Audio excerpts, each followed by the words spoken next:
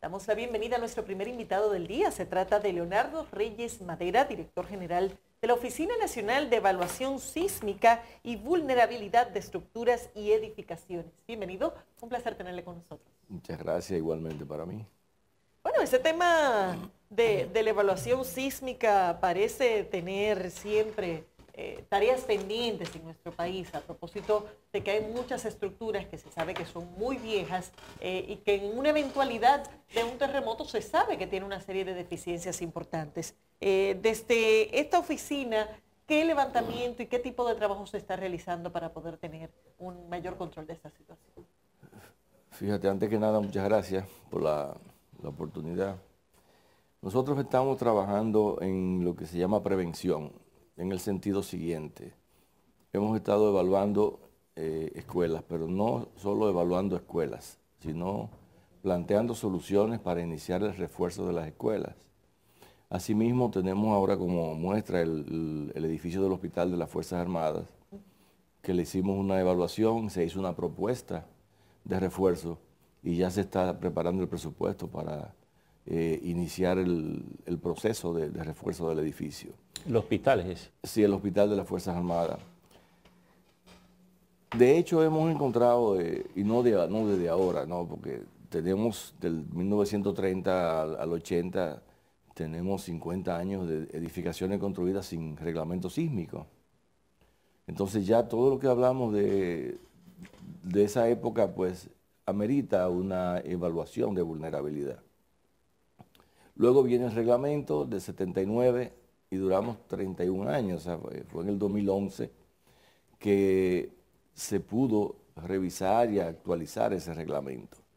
Entonces, cuando nos ponemos a ver, hemos seguido construyendo vulnerabilidades en lugar de ir eliminando vulnerabilidades. Y todavía no hemos sido capaces de comenzar a reforzar la primera escuela. ¿Por qué? Bueno, sencillamente porque no se ha iniciado. Estamos a punto de iniciar el refuerzo de la primera escuela, pero así todos los días, todos los meses van pasando. Pero ¿y dónde ha Van estado el pasando. cuello de botella? No, educación, definitivamente educación. El Ministerio de Educación. Sí. Pero esta evaluación son de las estructuras escolares viejas. De las viejas y de las nuevas. ¿Y de las nuevas? Porque no se supone que las nuevas fueron realizadas con un parámetro que traiga cierta confianza desde ese punto de vista. Eso es correcto, porque se obligaron a que se le aplicara el reglamento del 2011, el reglamento sísmico del 2011. Porque lamentablemente las que se hicieron antes del 2011 y dentro del reglamento del 79, en esos 30 años no se requería, el Ministerio de Obras Públicas no requería que se aplicara sismo a edificaciones de menos de 4 pisos. Pero Laura ha usado la palabra supuesto. ¿Usted ha verificado que esa que se hicieron nueva ciertamente se le aplicó? ¿Tiene las características desde luego, de seguridad sísmica sí, no? Sí. ¿La tienen? La tienen. O sea que la preocupación se concentra en las estructuras viejas. Se concentra en las dos. Primero en las viejas, porque no fueron hechas con criterio sísmico. Y ya vimos el ejemplo del terremoto de Puerto Plata que nos tumbó varias escuelas. Y en las nuevas, porque lo único que se hizo fue agregar una fila más de columnas. Okay. Pero la construimos igual que como están las viejas. Director, me sorprende que usted diga que no se ha comenzado, porque... ¿Que no sea? Que no se ha podido comenzar, y ha dicho claro, educación. Claro. Y yo recuerdo que en una conversación que nos invitó el presidente de la República, los directores de medios, nos sorprendió con la presencia de usted allí. Y yo dije lo que había que hacer ahí. Y él le pidió a usted que nos explicara lo que estaban haciendo. Lo que quiere decir que era una prioridad del propio gobierno, del propio presidente. Eso es correcto. Entonces, como que se haga esa cosa y que no camine, es decir, ¿cómo es posible? Bueno, sí, fue posible porque no se ha hecho.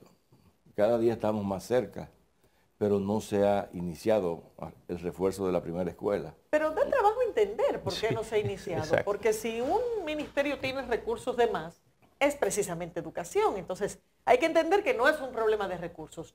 ¿Cuál es el problema? ¿Un tema de desinterés? Probablemente ellos hayan entendido, hasta este momento, se haya entendido que habían otras prioridades más importantes que el refuerzo de una escuela. Yo recuerdo mi querido profesor, amigo, tutor, el ingeniero Corominas, que se nos fue hace unos años, que decía, Leo, es que eso no da votos, pero no es un asunto de voto porque el presidente es la persona que está más interesada en que se inicie ese programa. Entonces bueno, vamos a ver ahora con el nuevo ministro si hay una apertura e iniciamos. Fíjate, bueno, la idea era comenzar, sabes que el 22 de septiembre viene ahí. Sí. Nosotros vamos a hacer un evento en Puerto Plata, Dios mediante, un simposio. La oficina va a hacer un simposio en conmemoración o recordatorio al terremoto del 22 de septiembre del 2003. Y es justamente basado en las escuelas. Ahora estamos acercándonos a este nuevo ministro. Eso se desplomó un techo completo, por suerte que no teníamos estudiantes metidos, si no habían muerto todos. Claro. Bueno, incluso ahora estamos haciendo un acercamiento. Ahí hay una característica, director, que en Puerto Plata, lo único que quedó intacto fue el viejo Palacio de Justicia, que creado en la dictadura. Después todo lo otro resultó lesionado. Parece que la democracia... No sé si es la corrupción o la supervisión, que es lo que falla. No, fíjate. Pero lo que se creyó que se podía derrumbar fue lo único que sobrevivió. Claro, intacto. Hecho de hormigón armado.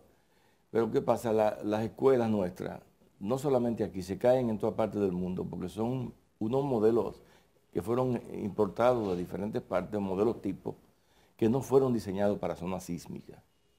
Entonces ese es el gran problema. Y tenemos cerca de 6.000 escuelas pero eso lo sabemos desde aquel día, cuando yo hablé, que fue el día del inicio del año escolar pasado. Claro. Sí. Me quedó en la mente, en aquella oportunidad que tuvimos ahí, que el presidente habló, y hablaba esos elevados de la John Fitzgerald Kennedy. ¿Son vulnerables a cualquier terremoto? ¿Fueron hechos para aguantar cualquier movimiento sísmico? Porque el presidente habló de eso en esa oportunidad. Sí, porque hemos hablado de muchos temas y él está muy preocupado. ¿Por qué? Porque sencillamente sin prevención no hay resiliencia. Y la oficina nuestra es la encargada de la prevención. Es decir, mira, aquí esto lo estudiamos. Puede haber alguna situación de vulnerabilidad y podemos hacerle esto para eliminar la vulnerabilidad. Esa es la función de esta oficina por la gran cantidad de vulnerabilidades que tenemos en edificaciones, en elevados, en puentes, empresas. Pero esos elevados no fueron construidos tomando en cuenta... Sí, esos elevados se hicieron después del Código del 79. Así que se supone que tienen las medidas de prevención. Sí, pero cada vez que hay una modificación de un reglamento hay que volver a evaluarlo porque las reglas de juego cambian. Entonces nosotros no somos el país que no debemos darnos el lujo de perder los elevados porque por dónde vamos a cruzar. Para comenzar por ahí. Número 2, cuando aquí venga un terremoto, lo primero que nosotros tenemos que estar haciendo, y estamos comenzando a hacerlo ya desde que yo estoy en la oficina, hace casi 2 años, evaluando todos los elevados, los puentes, pero evaluándolos a nivel conceptual y a nivel de plantear soluciones, porque apenas hace un mes o 1 o 2 meses que estamos haciendo ya un convenio con el Ministerio de Obras Públicas para darle apoyo a ellos en lo que es los estudios de vulnerabilidad de los puentes críticos. Es decir, carretera Santo Domingo-Santiago, cuáles son los puentes, cuál es su estado físico actualmente, requiere mantenimiento. ¿No? O sea, ya estamos elaborando un programa para eso, cosa que no hemos podido lograr con educación, por más que se ha intentado y se ha querido. Entonces, ¿qué pasa? Pero luego viene la parte de los puentes peatonales. Si a mí se me colapsa un peatonal en la 27, ¿cómo cruzo? Cuando la 27 es una vía que nosotros no debiéramos permitirnos la oportunidad de que se nos caiga ni un paso de nivel, ni un puente de eso, ¿no? Entonces, es un trabajo que requiere de una comunidad, requiere de la unión de esta oficina que tiene esa responsabilidad y de las demás instituciones Hace del 2 Estado. años escuché, creo que de usted mismo, hablar de que esos edificios que se ven desde aquí, que es el Banco Central. el Banco Central y el Juan- Huacal. Juan Pablo Duarte. Juan Pablo Duarte, el Huacal, oficinas donde hay alrededor de 14 plantas, que eso puede colapsar en cualquier momento, pero porque eso no y tiene 15 ninguna estructura que lo sostenga. Pero ¿y por qué no se hacen estudios, se hacen los trabajos para evitar de que eso agarre desprevenido y que haya una matanza con cualquier movimiento telúrico? Fíjate, en eso hay un dato importante. Simplemente por el reglamento del 2011, esos 2 edificios deben evaluarse. ¿Por qué? Porque no cumplen con aspectos fundamentales del reglamento. Por ejemplo, el Huacal o Juan Pablo Duarte tiene solo 2 líneas de columna. El reglamento nuevo dice mínimo 3. Eso quiere decir, tú tienes una mesa con 2 patas, bueno, pues ponle 3. Te falla una y te queda 2 y el edificio no colapsa totalmente y la gente salva la vida. Usted Y en dice- caso del Banco entonces, Central, Usted dice deben evaluarse, es decir, que no se ha hecho. Es que el Huacal, por ejemplo, ese lo evalué yo a nivel personal antes de yo ser funcionario público. Ok. ¿Mm? Pero el Banco Central, tú te encuentras que el reglamento te dice, mira, ningún edificio que tenga muro de concreto puede tenerlo del segundo piso para arriba, tiene que venir desde la zapata, desde la fundación. Entonces tú lo ves desde aquí. pero ¿y por Y te- qué y te no das se cuenta. hace eso, doctor? ¿Por qué? Hay cosas que trascienden de mi mano, que salen Sí, de mi mano. pero eso Oye, hay si que fuera- si fuera- alertarlo, y hay que seguir, Óyeme. porque eso tienen que hacerlo desde ya. El mismo Oye. Banco Central o el mismo edificio. Cada vez que yo voy allá y le doy una conferencia, mucho antes de esto, porque esto no es de ahora, esto no es porque yo estoy aquí. Yo tengo 40 años en esto, en sodosísmica, voceándolo y diciéndolo donde quiera. Entonces, yo sigo diciéndolo. La diferencia es que yo ahora lo digo adentro y lo digo responsablemente porque yo no dejo de ser yo porque sea funcionario. Director, Y yo sigo diciéndolo. Que ellos hagan caso o no, esa es su responsabilidad. Que el Ministerio de Obras Públicas haga caso o no, esa es su responsabilidad. Que Educación haga caso o no, es su responsabilidad. Porque cuando yo te estoy a ti diciendo que pueden haber muchísimas muertes de niños, si aquí hay un terremoto a las 10 de la mañana, y mucho más ahora con horario extendido, no es a Leonardo Reyes Madera que le van a cuestionar cuando pase eso. Es a todos los que han pasado por ahí, que no han hecho caso a lo que se le ha dicho que hay que hacer. director, Entonces yo responsablemente lo digo, cueste lo que cueste, porque Aparte- sencillamente yo no estoy vendido aquí. aparte Yo soy de un la- profesional que estoy ejerciendo mi profesión dentro y fuera del gobierno. aparte de las condiciones físicas de un edificio, de lo que usted ha mencionado, ¿usted ha verificado si esos edificios tienen además algún seguro que pueda permitir al Estado recuperarlo en caso de una tragedia? Yo recuerdo que hace unos años se intentó asegurar los edificios del Estado, pero tengo entendido que no. Que eso, que Que eso- es muy poco. decir, que estamos en la mano de el Dios. porcentaje. Y eso es lo que concierne a los edificios públicos y a ciertas obras públicas. Claro. A nivel privado, y a propósito de ese crecimiento vertical tan acelerado que se ha tenido sobre todo en Santo Domingo, pero también en otras ciudades importantes del país, ¿con qué tipo de controles y de prevenciones se están construyendo estos edificios? Torres altísimas. ya, El control que tenemos es la aplicación, o sea, las exigencias del Ministerio de Obras Públicas, hasta hace poco, porque ahora eso cae en manos del Ministerio de Edificaciones y Viviendas y Edificaciones, el MIBED. La responsabilidad de exigir la aplicación del Código Sísmico. Se supone que todas esas torres están cumpliendo con el reglamento del 2011. Y dentro de poco, pues hay un movimiento que está proponiendo, que no nos ha llegado todavía, una modificación al reglamento. Lamentablemente es una modificación que viene jalada por los moños de Argentina y sin ningún tipo de menosprecio por los profesionales de Argentina, pero es lamentable y para mí es una falta de respeto al profesional dominicano que ha hecho todos los códigos anteriores aquí. Y que posiblemente las características del suelo en Argentina no son las mismas nuestras. ¿Y quién impulsa eso? Eso se impulsó a fin de gobierno pasado el Ministerio de Obras Públicas y el BID. Luego, por más protesta que yo he hecho públicamente, no se hizo caso y se siguió. Ya estamos en etapa de determinación de ese reglamento. Pero si es bueno y está bien, no hay problema. Lo aceptamos. Lo que pasa es que si tú no eres dominicano, si tú no has vivido nunca aquí, ¿cómo te van a poner a ti a hacer un código de la República Dominicana? Una pregunta. Perdón, Caminero, a propósito de la pregunta de Laura sobre las construcciones en el sector privado, usted mencionaba ahorita al ingeniero Rafael Corominas, que fue un promotor de esta política de prevención.